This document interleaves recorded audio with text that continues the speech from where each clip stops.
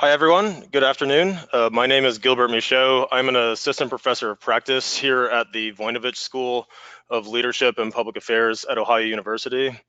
I'd like to welcome you guys to our first webinar on reemploying workers displaced by changes in Ohio's coal economy as part of our Skillshed project. Today's webinar, as you see on the title slide here, is entitled Understanding the Skill Gap and Employment Needs of Displaced Coal-Fired Power Plant Workers. So in the webinar, what we're going to be doing today is going to provide an overview of the project and our team, and then we're going to really focus on three main aspects: the economic, fiscal, and occupational impacts related to workers in the coal-fired power plant industry. We're actually going to be specifically discussing those affected by these two Dayton Power and Light, or DP&L, facilities that are scheduled to be decommissioned in Adams County, Ohio. Before we do get started, I did want to remind you guys that you can submit questions for our speakers at any time during the session using the question fields on the right-hand side of your screen on the GoToWebinar navigation pane. So following our respective presentations, we're going to do our best to get to as many of these questions as possible during the hour that we have together. Also wanted to remind you guys that a recording of the webinar as well as a PDF of our slides are going to be made available to you. A reminder again that this is the first webinar of the series that we're doing related to our Appalachian, Ohio Skillshed Analysis project. If you are not already signed up for the second webinar, which is going to be focusing on the occupational skills and the skills gap of workers in the coal mining industry, we'd encourage you to do so. That webinar is going to be taking place on June 28th at 1:00 p.m. Eastern time. Also invite you guys to keep an eye out for a website that we're actually currently developing to help disseminate results from this research project. So with that, I'd like to extend my thanks to all the attendees that we have on the line today. I'm going to now turn it over to my colleague, Dr. Jason Jolly, who's an associate professor of rural economic development here at the school, to talk about the project in general, what we're doing, and our support from the EDA. So Jason. Thank you, Gilbert. As Gilbert said, Ohio University's Voinovich School is assessing the skills of displaced coal economy workers and matching those skills to emerging occupations in the Appalachian region. This particular webinar is focused on the coal-fired power plant closures in Adams County. And as Gilbert noted, we have a second webinar coming up on June 28th to look at the skill gap for coal mine workers. We would like to thank our partners at the U.S. Economic Development Administration, and in particular the Chicago Regional Office, for their generous investment in this project. As Gilbert noted, we will have a website that will be up sometime by the end of the month or early July, in which we will be sharing these webinars. And this project ends at the end of June with the final report due by the end of July. And so by the end of July, you'll find a full report about this project along with these two webinars and other information available on this project. I would like to note here, in addition to Gilbert, we have another member of our team, Christelle Kaloff, who is an economic development specialist, and Christelle has been one of the leads on this project, and she'll be talking with you today about some of our Skillshed analysis and the reemployment of these coal-fired power plant workers. As a quick overview of the topic of today's webinar, I'd like to just review the coal-fired power plant closures or prospective closures in Adams County. Dayton Power and Light is scheduled to decommission 2 power facilities that are coal-fired powered in Adams County, Ohio. This includes the Killen Station Power Plant in Manchester, Ohio, and the Stewart Station Power Plant in Aberdeen, Ohio, along with a training center that's also located in Manchester, Ohio. As part of this EDA-funded project and part of our webinar today, we're going to be discussing the economic implications of that closure, the fiscal or tax-based implications of that closure, and the workforce implications with respect to how we can retrain and reskill these workers. With that, I'll turn it back over to Gilbert to discuss our economic impact analysis.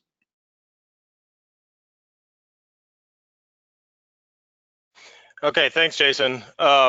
So thanks for setting the stage. So as Jason mentioned, one of the primary tasks that we did associated with this research was to conduct an economic impact analysis to help quantify the effects of the job losses with the DP&L closures. So to accomplish this task, what we did is we used economic impact modeling software called InPlan, which is a program that we use here at the school. And the first tasks associated, with this project was to help to try to identify the industry sector code to utilize for the model, right? So what we did is we selected, as you can see on the top bullet here, InPlan code number 42, which is the electric power generation from fossil fuels type industry sector code, as that most closely resembles what we're trying to model with the coal-fired power plants. So for the study area, we focus on Adams, Brown, and Scioto counties in Ohio, and then Mason County in Kentucky. We did this because the plants are both physically located in Adams County, and because Scioto and Brown border Adams to the east and west, respectively, while Mason County, Kentucky borders Adams to the south. We were able to gather some union data, and roughly 80% of the folks working directly at the power plants reside within this 4-county region. So before I do display the results of the model, I did want to provide a quick snapshot of some of the key variables related to economic impact analyses for the folks on the line who may not be familiar with how this looks. So if you start on the left-hand side here with the direct effects, when we're thinking about people losing their jobs who are employed specifically at the plants, what we do is we categorize them in this direct effects category. So often, when we're doing economic impact analyses or models, we're utilizing projected employment scenarios to assess like a shock to a local economy, such as a new firm or facility coming to the region.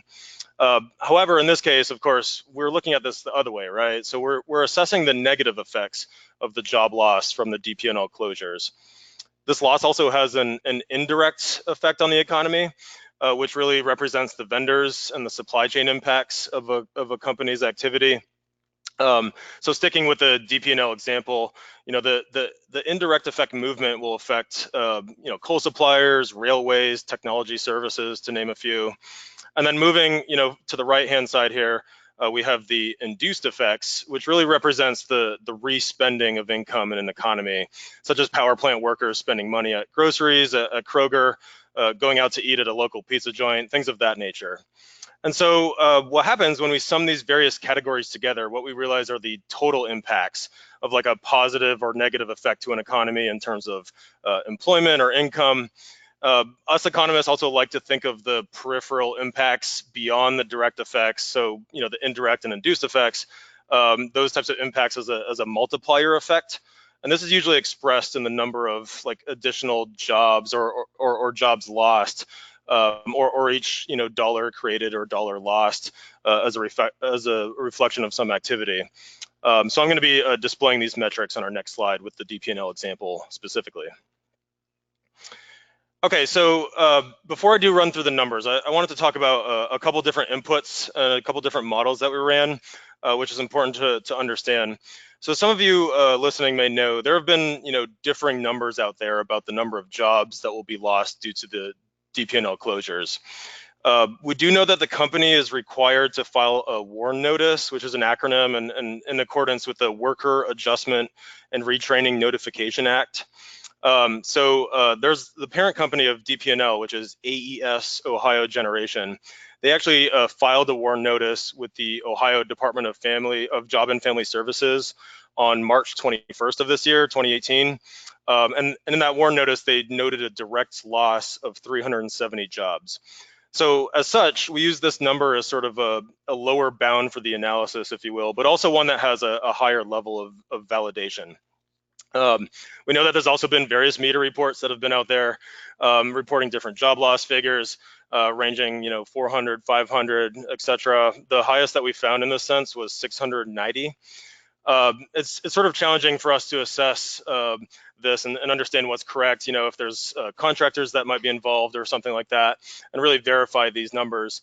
But what we did want to do is model a more aggressive job loss scenario through the 690 model for the sake of being comprehensive.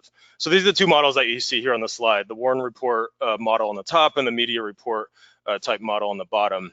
So if you're looking at the top table here, you can see the direct employment cell, that job loss of 370, which leads to an indirect job loss of 423. We're working our way down now, and an induced effect job loss of 337.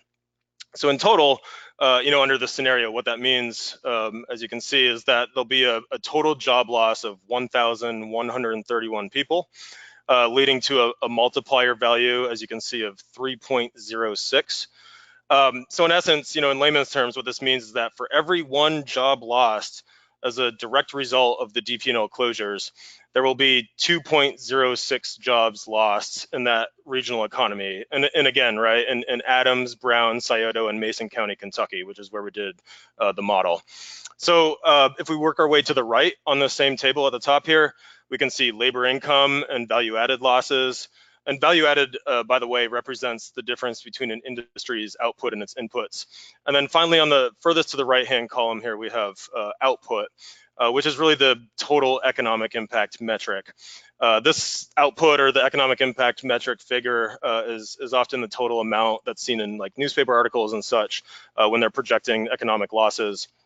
And so in this case, what we're seeing is a direct economic loss of over 600 million and a total loss of nearly 700 million, if you look at the total effects output cell. So if we direct our eyes to the second table on the bottom, we look at the results from the media reports model with the 690 individuals that will be losing their job in this scenario. We see really the same type of effects, but at a much larger magnitude, right?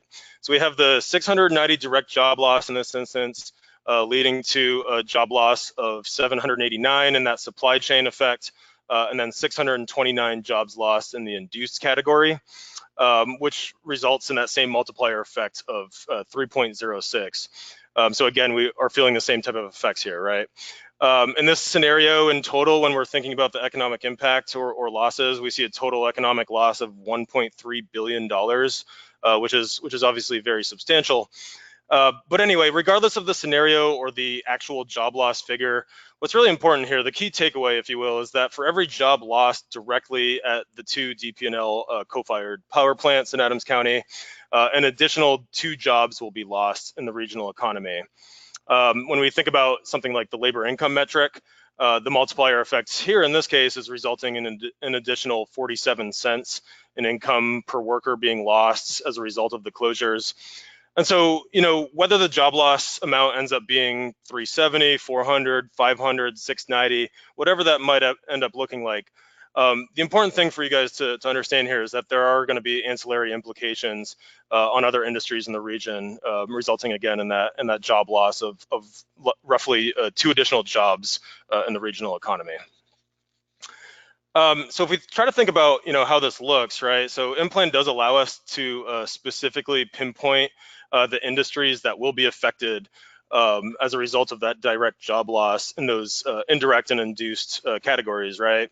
So here are some of the top industries, listed in order of frequency or effect that will be specifically affected by the DP&L closures. Again, in those indirect and induced categories, we know that folks are going to be losing their jobs at the 2 plants. They'll have less disposable income to spend in the economy, in essence, resulting in lower demand for things like going out to eat at restaurants. We see full service and fast food or limited service restaurants listed here. We also see implications for hospitals, real estate markets, legal services, lawyers, and other things of that nature. So with that, that sort of sums up our economic impact portion of this research project. I'm going to turn it back over to Jason now to discuss the fiscal impacts of this activity as the next part of our research project. So Jason. Thank you, Gilbert. One thing that's important to consider when looking at coal-fired power plant closures in Ohio is Ohio's specific tax structure and the fact that utilities in Ohio pay tangible personal property tax. This is an important consideration that exists in Ohio that may not exist in other places where the property tax or tangible personal property tax structure may be different. In our conversations with the Adams County commissioners and economic development officials in Adams County, they have provided us with estimates from the county auditor about some of the tax-based loss. For example, a 2017 estimate suggests that Adams County and the local governments and schools could lose as much as $8.5 million in tax revenue. And for a rural county of the size of Adams, this is very important to consider, and this has a substantial impact on the ability of the county to deliver services. I'd like to provide a few more specific examples. When we look at the county general fund, and again, this is 2017 estimates, the decommissioning and closure of the two DP&L facilities are projected to result in $768,000 in lost revenue for the county for its general fund. This is a 32% decrease in tax revenue and would be a 10% decrease in total estimated revenue. So if you can imagine a local government working to meet all the needs of its general fund and seeing a 10% reduction, that's substantial. One other structure in Ohio that exists that doesn't exist in many other states is that Ohioans often vote directly on levies here in the state to support certain governmental functions. We've just shown one here, for example. The ambulance and EMS services in Adams County are projected to lose almost $400,000 in revenue as a result of the decommissioning of these plants. That represents a 34% decrease in tax revenue for this service and almost a 25% decrease in their total estimated revenue. The Manchester Local School District has a projected revenue loss of $5.6 million once these facilities are decommissioned and cease to pay the tax.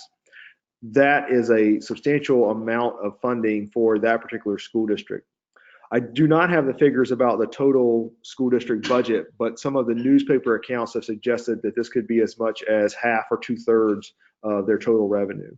So this is an important aspect and consideration that goes well beyond the reemployment of the workers and well beyond looking at the economic impacts that reverberate throughout the economy when someone loses their job. This really represents a potential tipping point for the county and its ability to deliver the much needed goods to its citizens.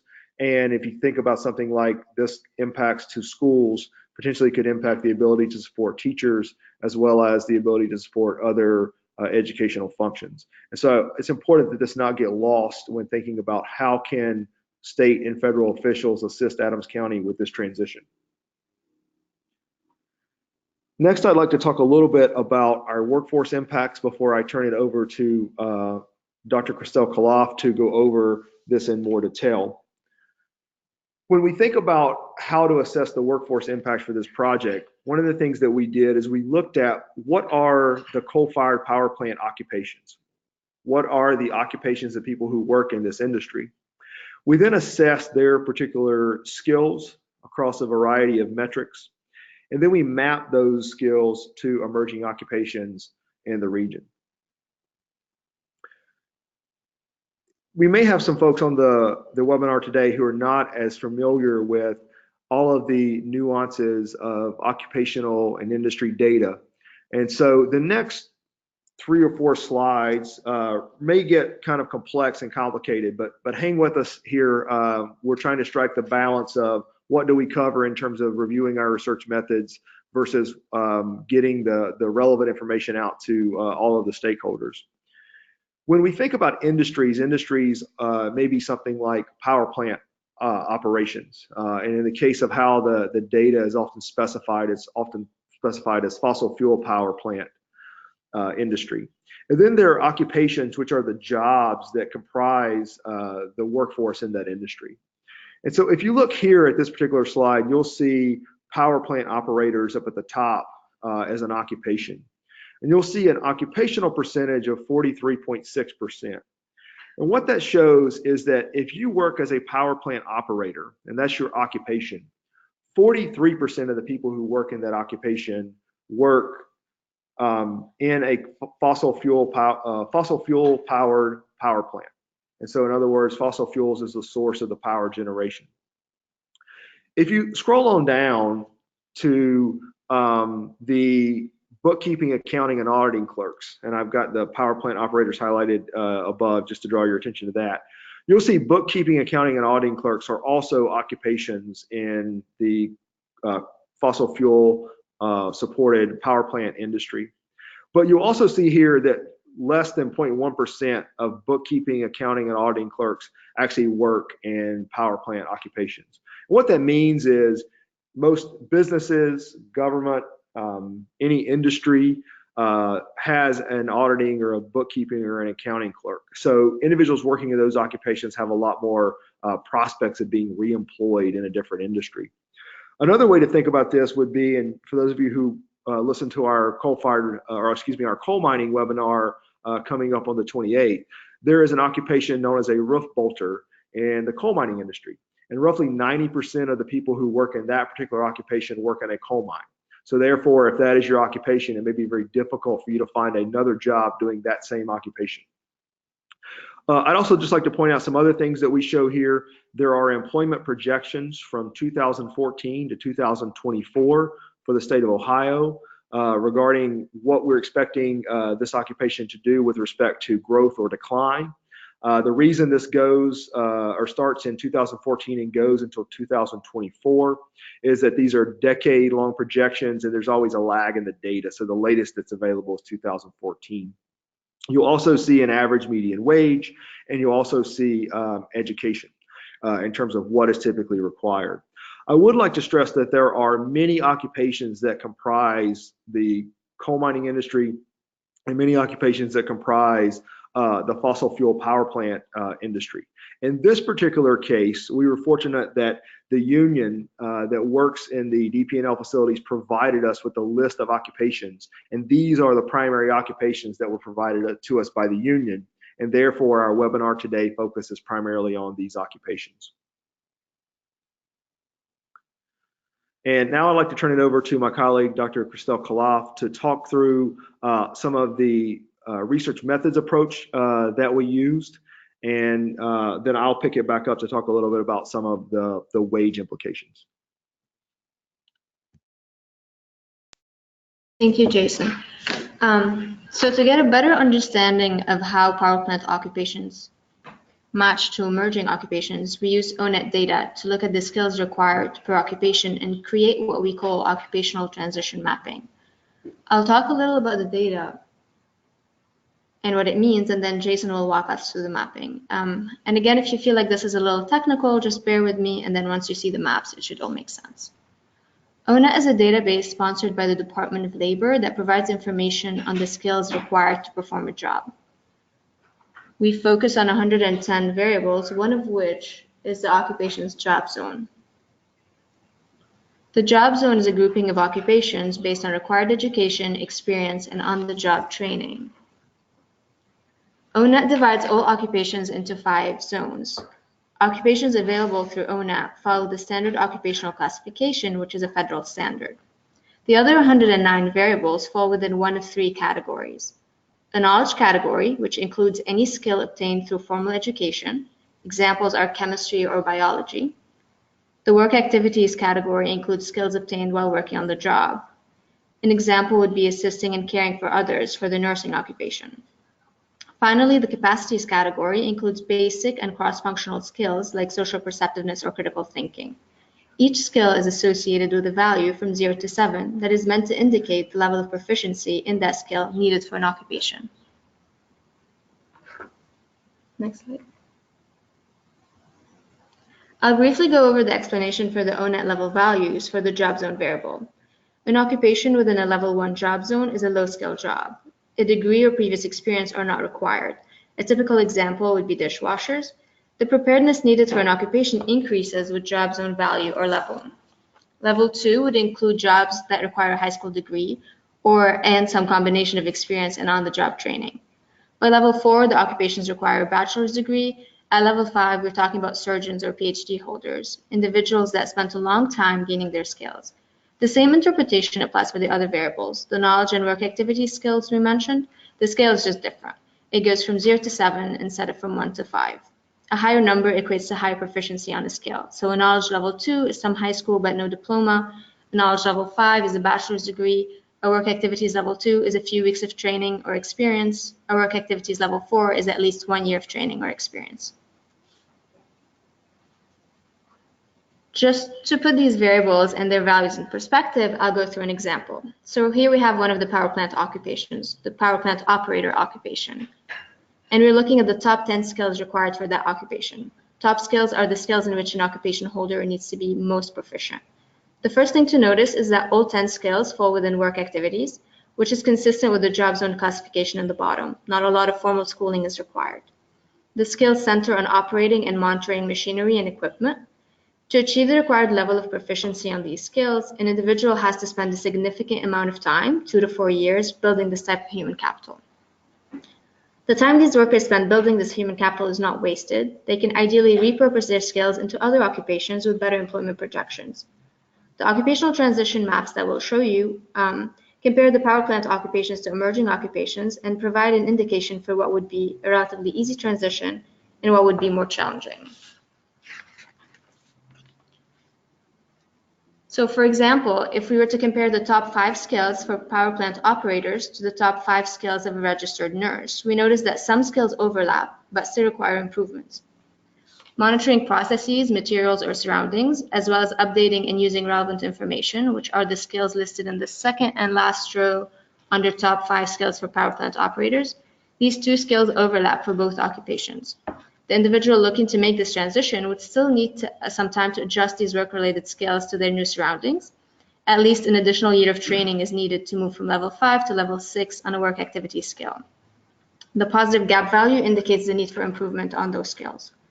In addition, they would need to gain new skills. An example is assisting and caring for others. But more importantly, they would need to obtain more formal education. Psychology is one of the knowledge areas that needs improving, but additionally, looking at the job zone, we can tell that this is not going to be the most straightforward transition. A power plant operator requires a high school degree, while a registered nurse requires an associate degree. And while the registered nurse occupation might be appealing since it's one of the growing occupations in the region, it's expected to grow by 14% in the 2014-2024 time period, significant improvements in the power plant operator skills would be needed for that transition to be feasible. Using this net data that we showed in the examples, we calculate a similarity measure between power plant occupations and emerging occupations. That measure tells us how easy or challenging is a transition between 2 occupations. Now back to Jason so he can talk about emerging occupations in the region and go through the occupational transition maps based on the similarity measure that we calculated using ONET data.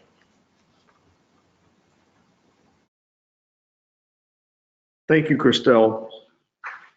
When we look at the regional economic drivers in Adams County and the surrounding region, we looked at several regional economic development and community development partner organizations.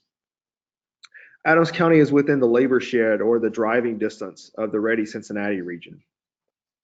Some of the industry clusters or industry focus areas for Ready Cincinnati are listed here. And these include advanced manufacturing through shared services, information technology, etc. Adams County is also in the APEG or Appalachian Partnership for Economic Growth region, which is the Jobs Ohio region that represents much of Appalachian Ohio. APEG has a number of initiatives focused on industries or industry clusters, including forestry and wood products, logistics, plastics, and polymers. The Adams County area is part of a smaller local development district in the terms of the Appalachian Regional Commission's designation, or economic development district under the EDA umbrella, the Ohio Valley Regional Development Commission. And OVRDC has focused on a number of industries or industry clusters, including agriculture, healthcare, wood, manufacturing, and freight and transportation. In our full report, again, which will be available on our website that we're in the process of developing, and we can email all of the participants that web link once it is up. We will have a full comparison of the skills transition from the coal-fired power plant workers in Adams County to these industries that are listed here. For purposes of the webinar, we want to focus primarily on some of the emerging occupations in the OVRDC region.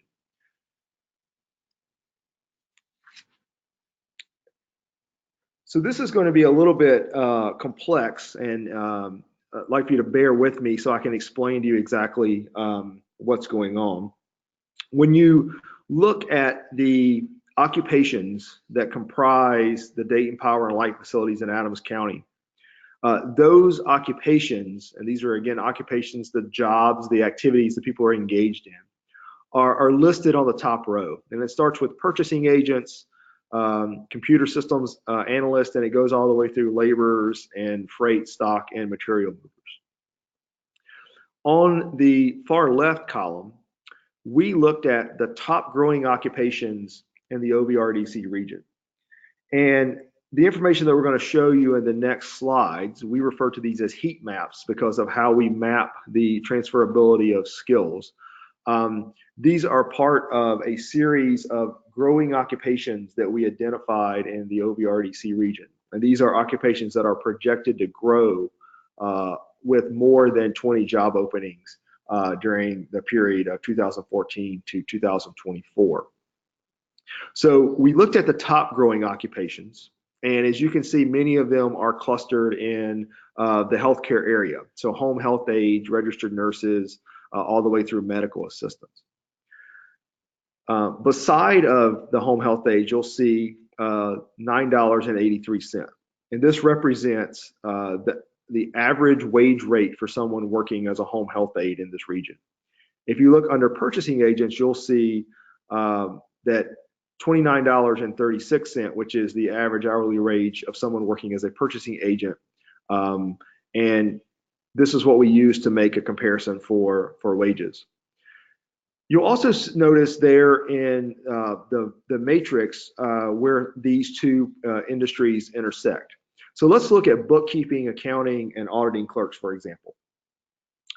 You can see in the purple box that if you're working as a bookkeeping, accounting, and auditing clerk, you make on average $17.21 per hour. Now, let's look at medical secretaries over in the left. This is one of the growing occupations. And you can see medical secretaries make on average $14.52 per hour.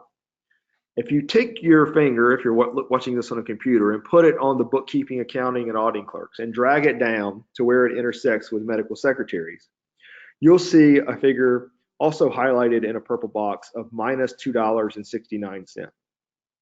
What this shows is that a bookkeeping clerk who loses his or her job and transitions to a medical secretary position is on average going to make $2.69 less per hour.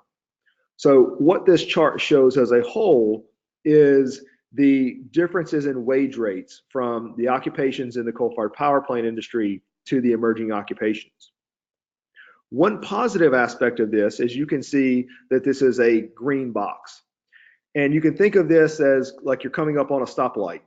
Green means go. That transition is going to be somewhat easier if it's green because they have similar educational skills requirements, similar occupational skills, similar worker skills to be able to make that transition. As we move towards lighter green, there's going to be a little bit more that's required. When we look at yellow, you can again think of this like a stoplight. That means caution. There's going to be some considerable retraining that's required in that instance.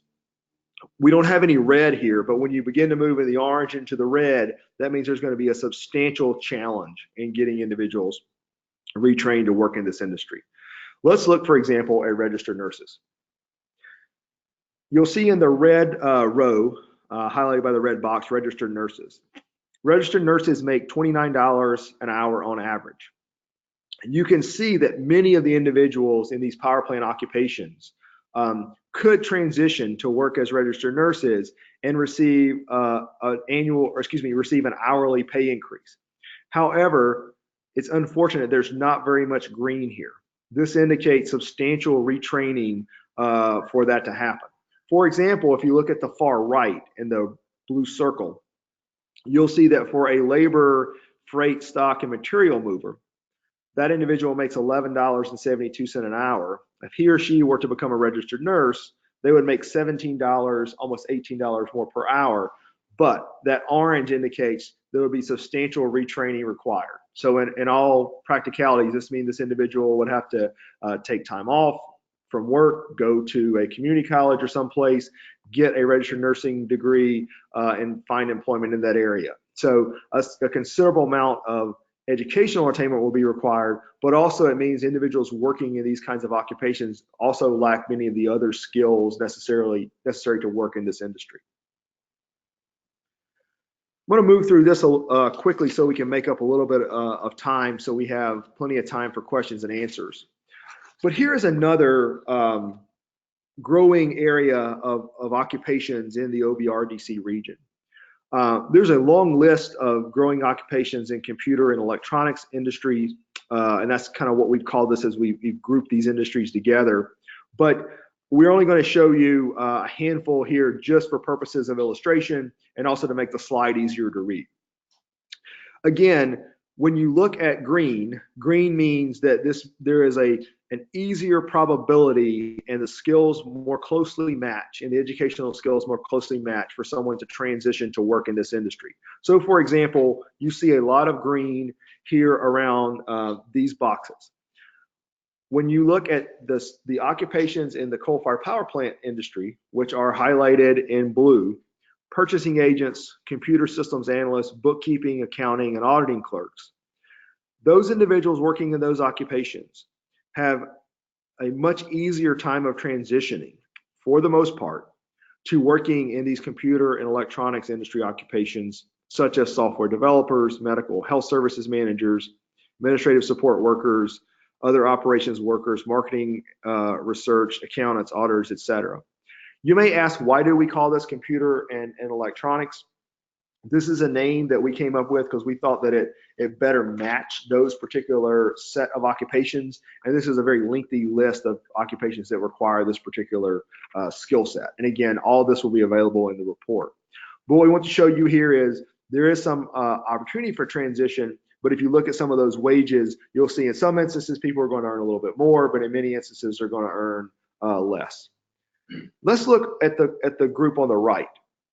Very difficult, and this is why we have the X here. Very difficult, if not, I don't want to say impossible, but very difficult for individuals working in the more blue-collar types of operations to transition into this computer and electronics occupational field. You'll see in some instances they may earn substantially higher wage rates, but you'll see a lot of red, a lot of dark orange, yellow, which indicates substantial retraining would be required.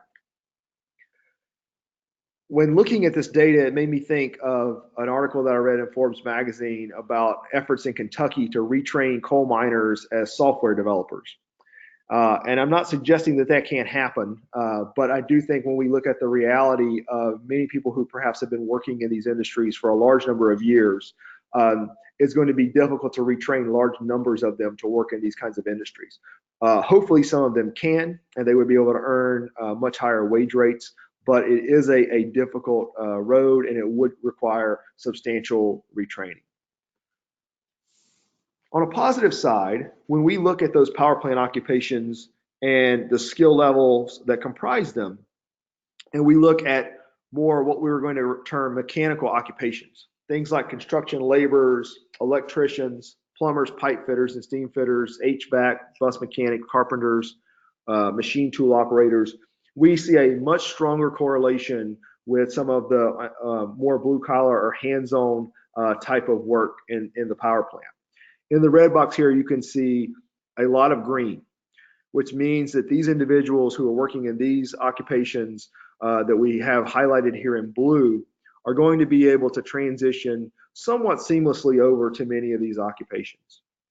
One challenge, though, associated with this is, in many instances, particularly for the higher paying jobs in the power plants, there's going to be a substantial decline in the hourly wage to go work in these industries. For example, if we were to look at power plant operators make on average $33 an hour, according to the available data. And those individuals, if they were to work as construction laborers, would make $15 less an hour. And you can look all the way down this list of the easy occupations to transition into, and there's a substantial decline in what they would make on an hourly wage. So that is a challenge and an eye-opener in many respects when we look at where these individuals can transition for employment based on what's growing in the region. There are going to be a lot of challenges in finding wages, finding jobs that have that same wage rate. Only have 3 more slides here, so hope everybody can hang around with us for the question and answer. I just want to show you an example of what we mean when we refer to easy transition and more challenging transition. Here, this is a snapshot at what might be required for a control and valve installer repairer, which is one of the occupations in a power plant, to work as a bus truck mechanic or diesel engine specialist.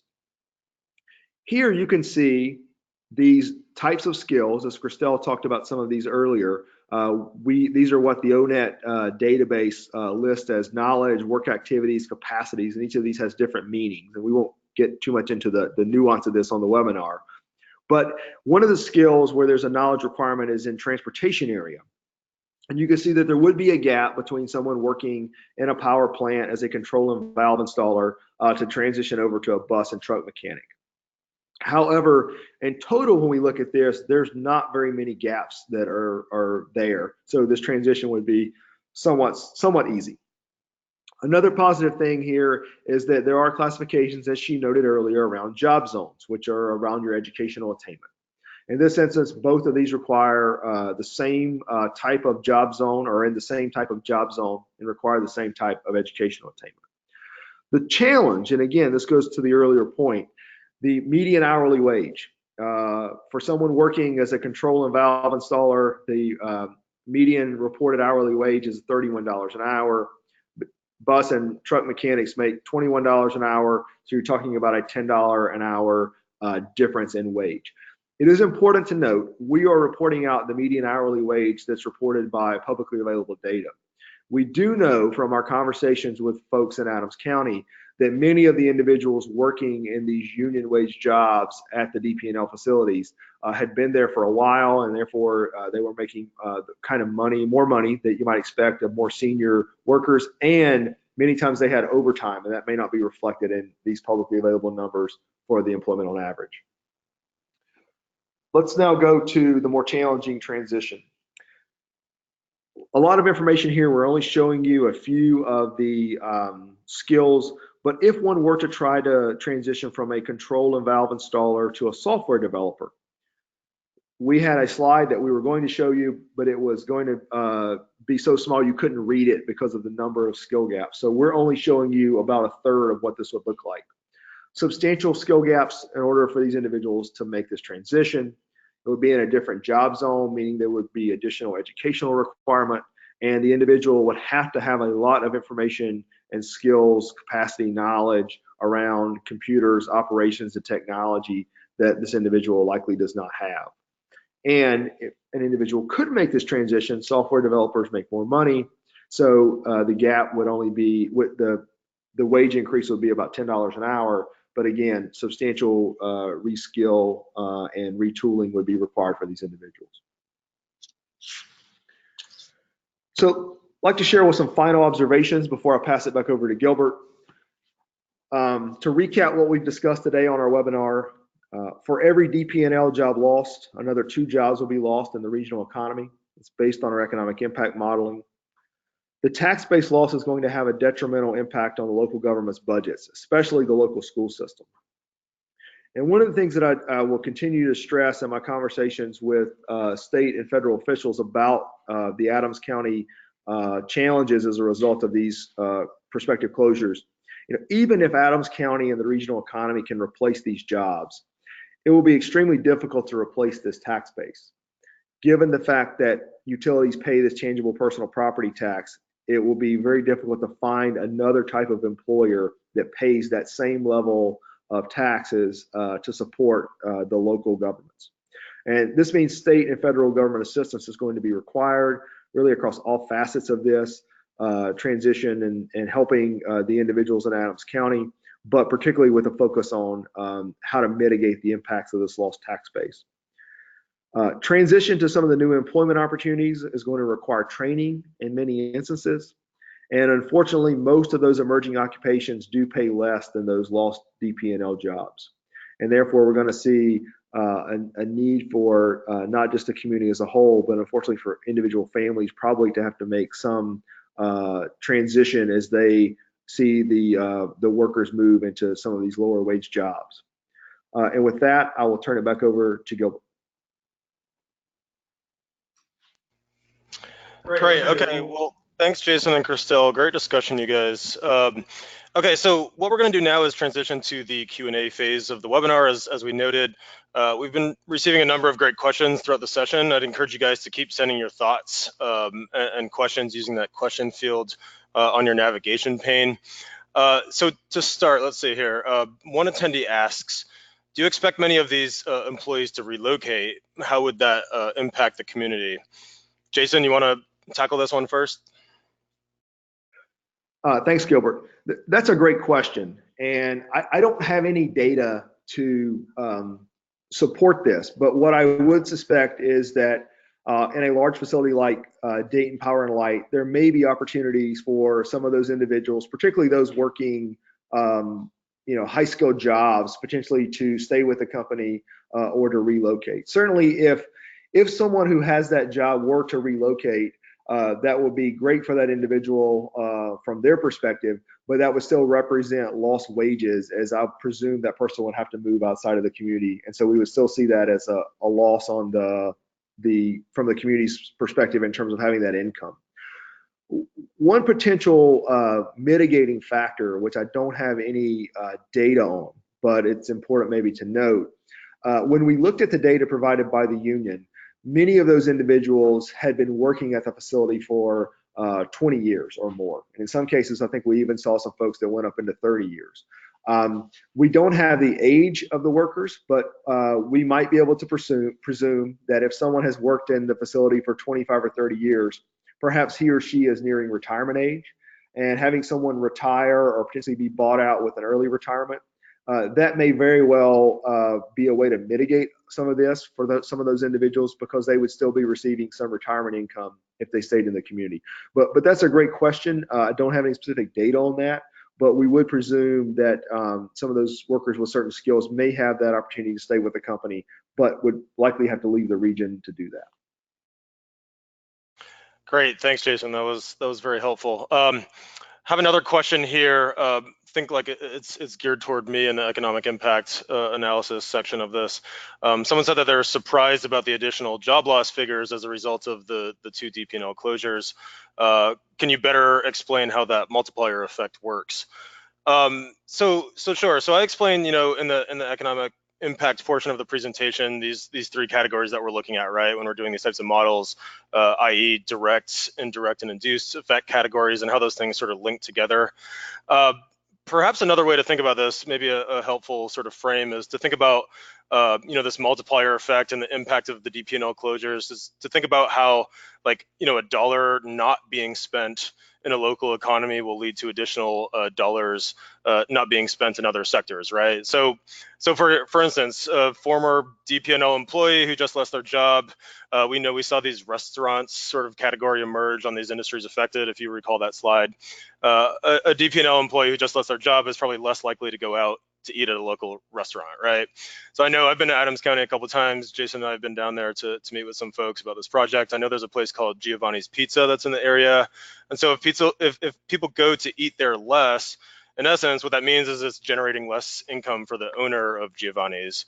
And so in turn, this owner is less likely to spend dollars as well, providing less income for yet other businesses in the area, and so on. So it sort of like, replicates through that cycle, right? So while the ancillary job loss and multiplier effect figures might seem like pretty high or alarming when you're looking at those models, they really do make sense when you think about how this chain sort of works and how people spend money in a regional economy.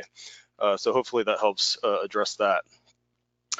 Okay, so let's see. We have another question here asking about the power plant occupations. Are these the only power plant occupations that you guys examined for this project? I think I'm going to direct that one at Christelle. Christelle? Yeah, so like Jason mentioned, we looked at 11 jobs in this webinar that will be affected by the closures. We know this from the union data.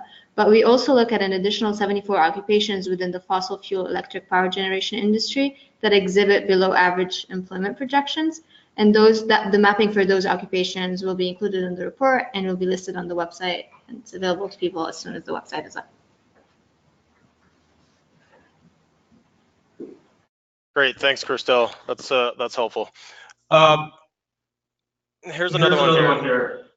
Did you look at the same emerging occupations for all of the different regions? Yeah.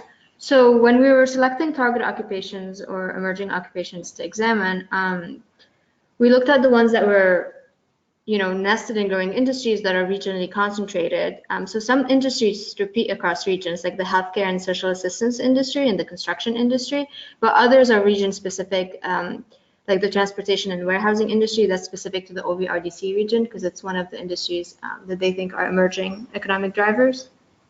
Does that answer your question? Sure thing. Thanks, Christelle. Appreciate the insight there. Let's see, we're getting a lot of questions here. We have one, I'm going to direct at Jason. Someone asks, are there any studies planned for the AEP plant in Coshocton, Ohio? Jason? Thank you, Gilbert. So our work supported by EDA was designed to look at the broad sort of picture of coal mining and coal-fired power plant closures across multiple labor sheds in the region. With respect to the Coshocton plant, I would assume that what we're showing in terms of reemployment, particularly when we get the full report released and look at the reemployment options of people working in the fossil fuel supported power plant industries, it would be very similar in terms of the reemployment of those workers. As Christelle noted, and I think it was the second question that we were asked, or maybe the third question, did we look at other power plant occupations? And so in the report, you'll see a full list of all of the power plant occupations and how those map to those other emerging occupations in the APEC region. So that would be very relevant to Coshocton or really any other power plant closure in our region. Our focus really was on the skills transition, and that's what this project was designed to do. The Adams County Challenge came about not long after we were awarded this project by EDA, and it seemed like it was a great place for us to step in and really use the resources the university had been granted through EDA's generous investment, as well as sort of leverage this support from the federal government to look at what was going on in Adams County. So that economic impact analysis that we did for Adams County was not something that we did in any of the other aspects of this project in looking at prospective closures, et cetera. We certainly could, provided resources were available, model the economic impact of that closure in Coshocton or any other power plant closures. But with respect to the fiscal impacts, I would suspect whatever they're paying in tangible personal property taxes, once any power plant in Ohio ceases to produce power, there would be substantial tax base loss. And our findings around how these workers would transition to other occupations would be pretty relevant to any other power plant in Ohio that was closing. Great, thanks, Jason. Appreciate your insight on that. Another question asks about some of the methods for the economic impact analysis. Someone says, I know that there are people that come in from further away to work at the DP&L plants. So why did you guys only focus on that 4-county region, Adams, Brown, Scioto, and Mason County, Kentucky? And I'll address this one myself. For the economic impact portion of this, we did look at, obviously, we talked about this in the workforce piece, that larger geographic region for the project. In terms of the economic impact modeling and the in-plan models, we did want to focus on a more narrowly defined region so that we could really hone in on the area that we feel that would be most impacted by the closures specifically.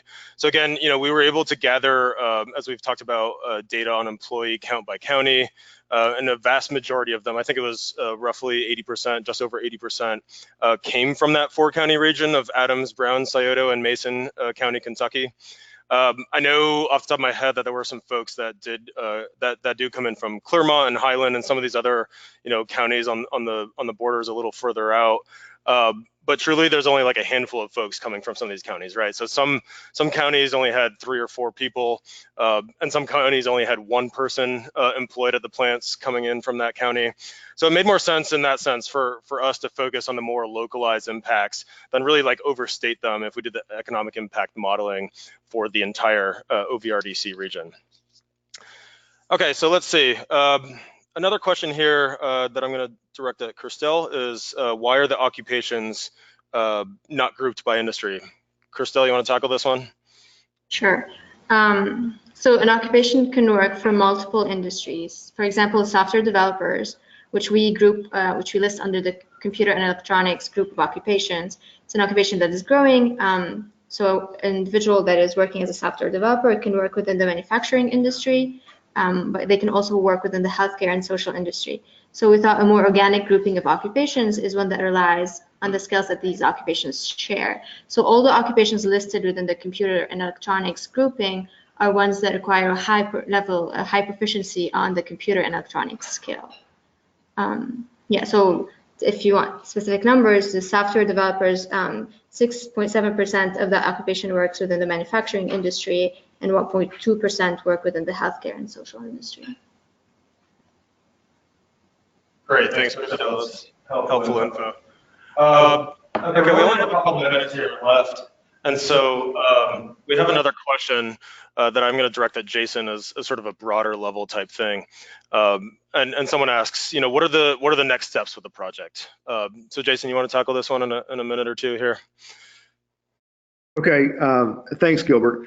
I'm assuming that this question, I'm going to infer a little bit here from the question that when they ask about next steps, they mean really what are the next steps of how do we assist Adams County with this transition. I'll answer it both ways. So the next steps in terms of the Skillshed project supported by the EDA investment, just to recap, you may have joined us late. This is one of 2 webinars. We have another webinar that's planned on June 28th, and that webinar is going to look at coal mine closures. Our project, again, supported by an EDA investment, it formally ends at the end of the month. And we're going to have a website up either at the end of the month or in early July. That website will have copies of this webinar and the June 28th webinar. Our final report is due to EDA, the U.S. Economic Development Administration, by the end of July.